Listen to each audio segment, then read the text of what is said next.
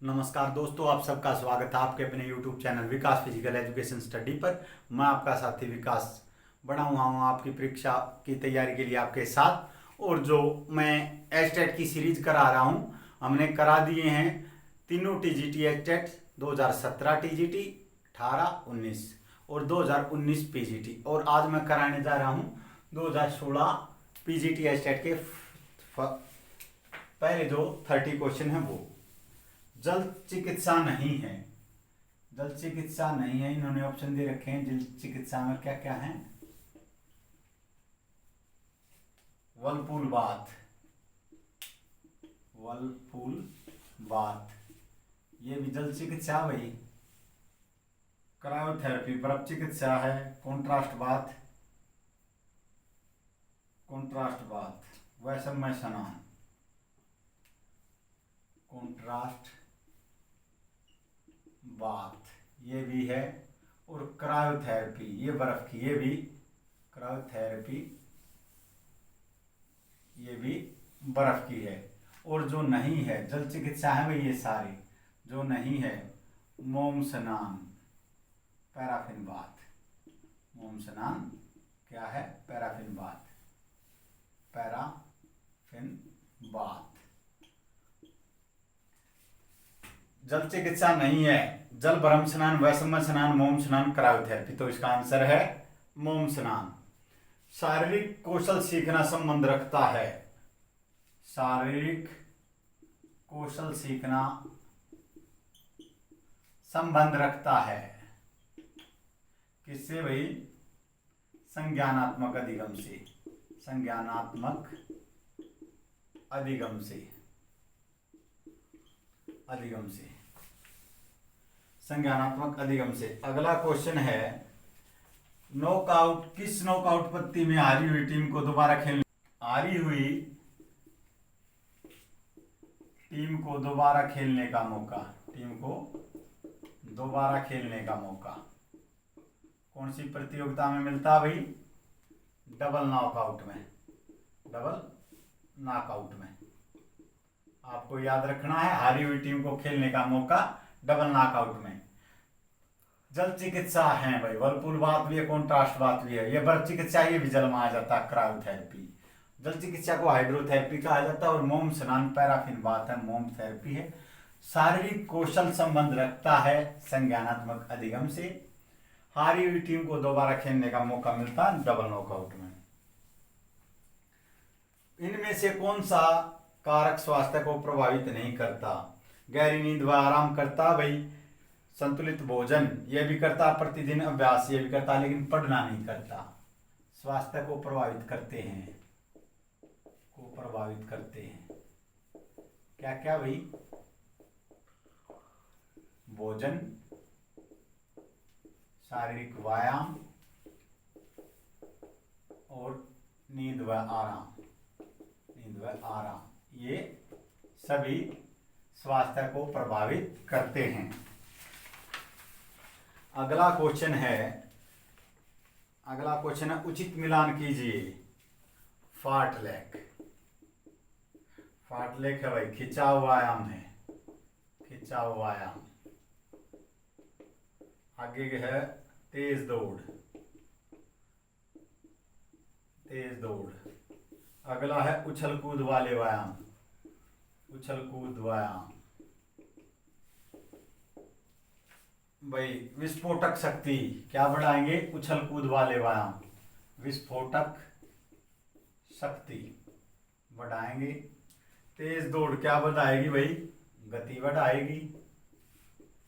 ये क्या बढ़ाएंगे? लचीलापन। और फार्टलेक शक्ति सहनशीलता क्या बढ़ाएगी भाई? फार्टलेक सहनशीलता, सहनशीलता। और शक्ति सहनशीलता क्या? Circuit training. सहनशीलता को विकसित करने की विधि है फार्टलेक। खिंचाव व्यायाम क्या विकसित करते हैं? लचीलापन। तेज दौड़ गति विकसित करती है। उछल कूद वाले व्यायाम विस्फोटक शक्ति। दोबारा बता देता हूँ, जल चिकित्सा वर्लपूल बाथ, कॉन्ट्रास्ट बाथ और क्रायोथेरेपी बर्फ थेरेपी ये सभी है। मोम स्नान नहीं है। शारीरिक कौशल सीखना संबंध रखता है संज्ञानात्मक अधिगम से। हारी हुई टीम को दोबारा खेलने का मौका, किसमें? डबल नॉकआउट में। स्वास्थ्य को प्रभावित करते हैं भोजन भी, शारीरिक व्यायाम भी, उचित नींद व आराम भी। फार्टलैग से विकसित होती है सहनशीलता, खिंचाव से व्यायाम से लचीलापन, और तेज दौड़ से गति, और उछल कूद वाले व्यायाम से विस्फोटक शक्ति। अगला क्वेश्चन है, पेट की मांसपेशियों को पहले करा चुका हूं। पेट की मांसपेशियां मजबूत करता है क्या भाई? घुटने मोड़कर सिटअप्स लगाना, ये पेट की मांसपेशियों को विकसित करता है। अष्टांग योग के प्रथम 4 चरण, अष्टांग योग के प्रथम 4 चरण हैं, आपको पता है। ये अंत चरण है, यम, नियम, आसन, प्राणायाम। प्रत्याहार क्या है? मध्य की, और धारणा, ध्यान, समाधि इससे आगे हैं। प्रत्याहार, धारणा, ध्यान, समाधि, ये पहले हैं जो ये अंदरूनी चरण हैं। प्रत्याहार मध्य का चरण है, और ये 3 बाह्य। आगे चलते हैं। खेल चोटों में सर्वप्रथम किया जाता है, जो ऑप्शन है, खेल चोटों में सर्वप्रथम। अगर ये थेरेपी नहीं होती तो सर्वप्रथम क्या किया जाएगा भाई? रेस्ट किया जाएगा, और वो उसके बाद क्या है? आइस, क्रायोथेरेपी की जाएगी भाई, क्रायोथेरेपी, बर्फ चिकित्सा। खेल चोटों में सर्वप्रथम किया जाएगा बर्फ चिकित्सा। हाइड्रोथेरेपी है जल थेरेपी, और भाई इलेक्ट्रोथेरेपी है बिजली की थेरेपी। सोलियस मसल कहाँ होती है? Soleus muscle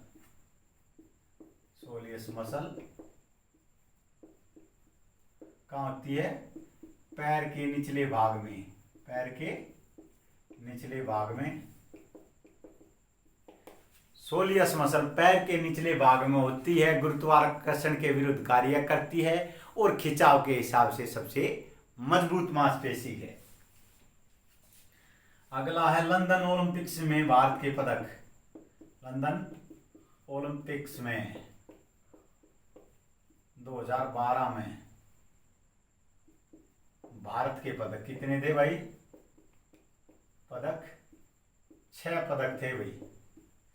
Saina Nehwal badminton में, मुक्केबाजी में एमसी मैरी को महिला मुक्केबाजी में भाई 2 पदक थे। शूटिंग में गगन नारंग और विजय कुमार का, और 2 कुश्ती में योगेश्वर दत्त, और दूसरा God of Indian wrestling Sushil Kumar. अगला है, फेफड़ों की कुल वायु क्षमता है। फेफड़ों की कुल वायु क्षमता 6 से 8 लीटर, 6 से 8 लीटर, कहीं 5.5 तक भी मिलती है, और जो इसका आंसर है 6 लीटर है भाई। अस्थि मज्जा, बोन मैरो किस प्रकार का उत्तक है? अस्थि मज्जा किस प्रकार का उत्तक है भाई? बोन मैरो किस प्रकार का उत्तक है? संयोजी उत्तक, संयोजी उत्तक है भाई। बोन मैरो हड्डियों के बीच में होता है। आरबीसी और डब्ल्यूबीसी का निर्माण बोन मैरो में होता है। पेट की मांसपेशियां मजबूत करती हैं सिटअप्स। अष्टांग योग के प्रथम 4 चरण, यम, नियम, आसन, प्राणायाम। जो अगले हैं, प्रत्याहार, धारणा, ध्यान, समाधि। अस्थि मज्जा एक प्रकार का संयोजी उत्तक है। आरबीसी और डब्ल्यूबीसी का निर्माण इसमें होता है। खेल चोटों में सर्वप्रथम किया जाता है भाई, जो ऑप्शन के हिसाब से तो क्रायोथेरेपी है, और अब ये प्राइसिस हो गया भाई, प्रोटेक्शन, फिर रेस्ट, और फिर आइस यानी क्रायोथेरेपी। सोलियस मसल कहाँ होती है? पैर के निचले भाग में, गुरुत्वाकर्षण के विरुद्ध कार्य करती है, खिंचाव के हिसाब से सबसे मजबूत मांसपेशी है। लंदन ओलंपिक में भारत ने कितने पदक जीते थे? 6 पदक। एमसी मैरी कॉम ने महिला मुक्केबाजी, साइना नेहवाल महिला बैडमिंटन, 2 कुश्ती में फ्री स्टाइल में सुशील कुमार और योगेश्वर दत्त, 2 निशानेबाजी में गगन नारंग और विजय कुमार। फेफड़ों की कुल वायु क्षमता है 6 से 8 लीटर। फेफड़ों की क्षमता मापी जाती है स्पायरोमीटर द्वारा, जयधारिता। आगे चलते हैं अपना 1926 लेट शब्दावली। किसे अभी? Table tennis. टेबल टेनिस जेसी वोरा इसके प्रथम अर्जुन अवार्डी थे। और भाई रैली, बाल को व्यस्त होने को क्या कहा जाता है? रैली। आगे चलते हैं। और टेटे के अंतर्राष्ट्रीय संघ की शुरुआत, अंतर्राष्ट्रीय फेडरेशन की स्थापना 1926 और भारतीय टेटे फेडरेशन 1937-38। आगे चलते हैं। प्रथम श्रेणी का उत्तोलक बढ़ाता है। प्रथम श्रेणी का उत्तोलक बढ़ाता है। क्या बढ़ाता है भाई? बल व गति दोनों। बल व गति दोनों। अगला क्वेश्चन है, मांसपेशियों के उस प्रकार का नाम बताइए जो गति के समय सिकुड़ती हैं। जो मांसपेशियां गति के समय सिकुड़ती हैं, गति के समय सिकुड़ती हैं, क्या होंगी भाई? एगोनिस्ट। और जो इसके विरुद्ध होंगी वो एंटागोनिस्ट। अगला क्वेश्चन है,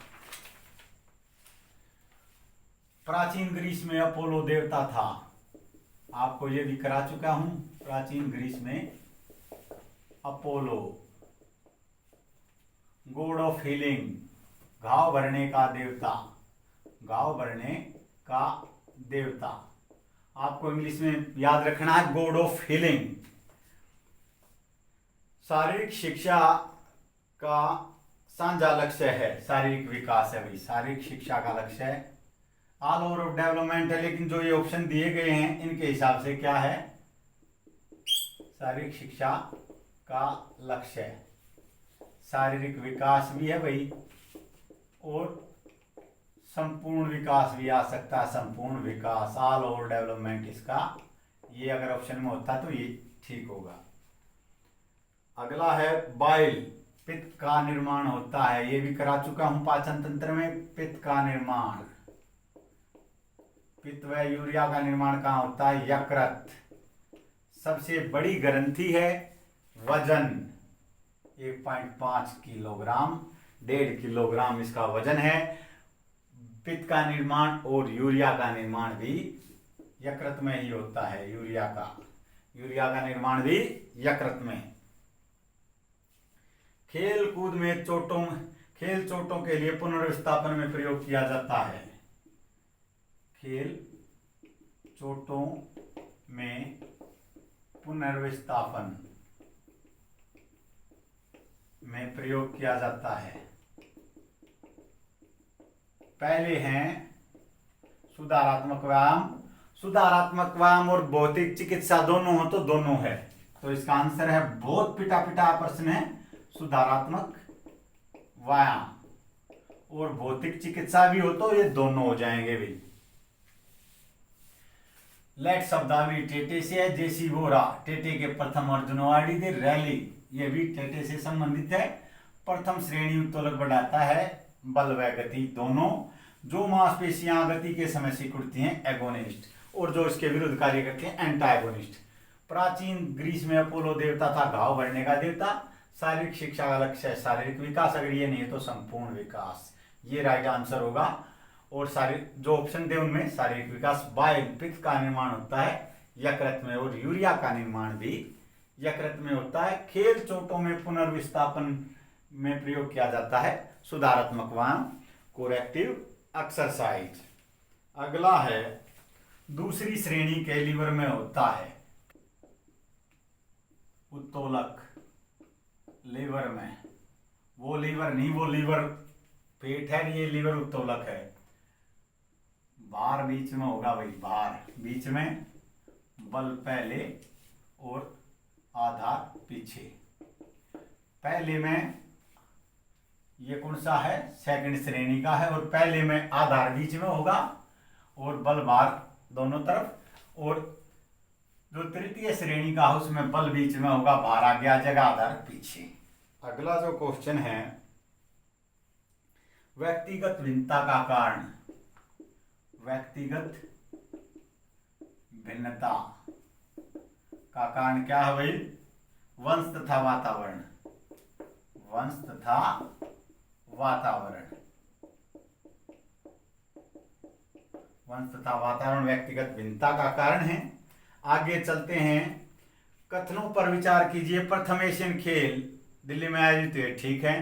प्रथम सैफ खेल ढाका में आयोजित हुए, गलत है। पर first Asian games 1951 Delhi. First Saif या सैग गेम कहाँ भाई, 1984 काठमांडू, काठमांडू में। अगला जो क्वेश्चन है, वॉलीबॉल में सिर से ऊपर पास देने के लिए प्रयोग होता है। वॉलीबॉल में सिर से ऊपर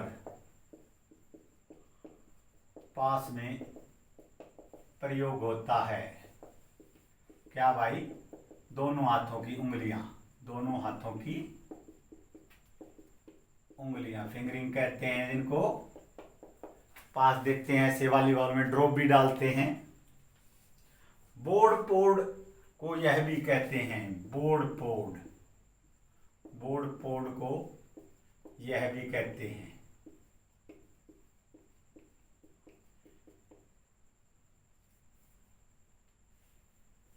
बोर्ड पोर्ड को यह भी कहते हैं, क्या भाई, हवा विस्थापन, हवा विस्थापन। भाई मेरी आत्मा मान रही है, ये क्वेश्चन आपके एग्जाम में जरूर आएगा। बोर्ड पोर्ड का संबंध हवा विस्थापन विधि से, याद रखना इस बात को, आ सकता है। बोर्ड पोर्ड का संबंध हवा विस्थापन विधि से है। पता नहीं क्यों मेरा दिल वैसे ही मान रहा है, पेपर से मेरा कोई कनेक्शन नहीं है, लेकिन भाई ये क्वेश्चन आपके पेपर में आ सकता है। फुटबॉल का वजन, जो इसमें ऑप्शन दिए गए हैं उनके हिसाब से 396 से 453 ग्राम। भाई 410 से 460 भी है, कहीं 410 से 450 डीएसएसबी ने दिया है। ये तीनों ही जो नेट पे दिखाता है 410 से 460, पहले ये दिखाता था, अब ये दिखाता है, डीएसएसबी ने ये दिया है। फुटबॉल का वजन 396 से 453 ग्राम, 410 से 460 या 410 से 450। बोर्ड पोर्ड को यह भी कहते हैं हवा विस्थापन, यह एग्जाम में आ सकता है आपके, मोस्ट इंपोर्टेंट है।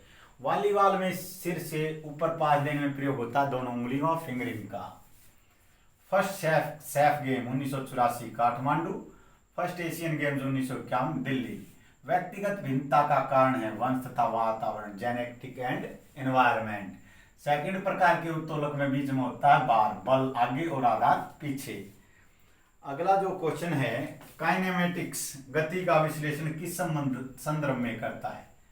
जो क्वेश्चन है भाई, काइनेमेटिक्स, काइनेमेटिक्स गति का विश्लेषण, गति का विश्लेषण किस संदर्भ में करता है। किसमें भाई, त्वरण तथा विस्थापन, त्वरण तथा विस्थापन। ये थोड़ा सा क्वेश्चन और तरह का था, इसलिए पूरा लिखना पड़ गया। आगे चलते हैं। अगला क्वेश्चन है, खाइपोसिस को कहते हैं, खाइपोसिस का दूसरा नाम, खाइपोसिस, खाइपोसिस का जो दूसरा नाम है क्या है, राउंड बैक, राउंड बैक भी आ सकता है और हंच बैक भी, हंच बैक, राउंड बैक और हंच बैक भी आ सकता है भाई, आपको ध्यान रखना है। हाइपोसिस का दूसरा नाम। कृष्णा पुनिया का संबंध है, कृष्णा पुनिया किससे भाई? चक्का फेंक एथलेटिक्स, चक्का फेंक एथलेटिक्स से। कृष्णा पुनिया बीजेपी से, राजस्थान से एमएलए या एमपी हैं।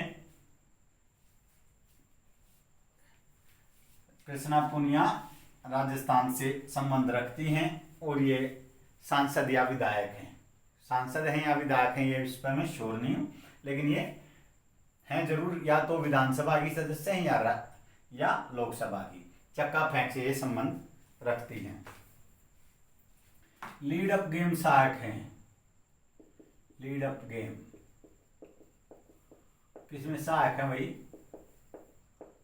मनोरंजन करने में, मनोरंजन में लीड अप गेम सहायक हैं। मनोरंजन और कौशल भी दिया गया है, लेकिन वो नहीं होगा। कौशल क्या बढ़ाएंगे? हमारा मानसिक रूप से ही हमारा मनोरंजन कर सकते हैं और मानसिक ही हमारी लड़ाई लड़ सकते हैं।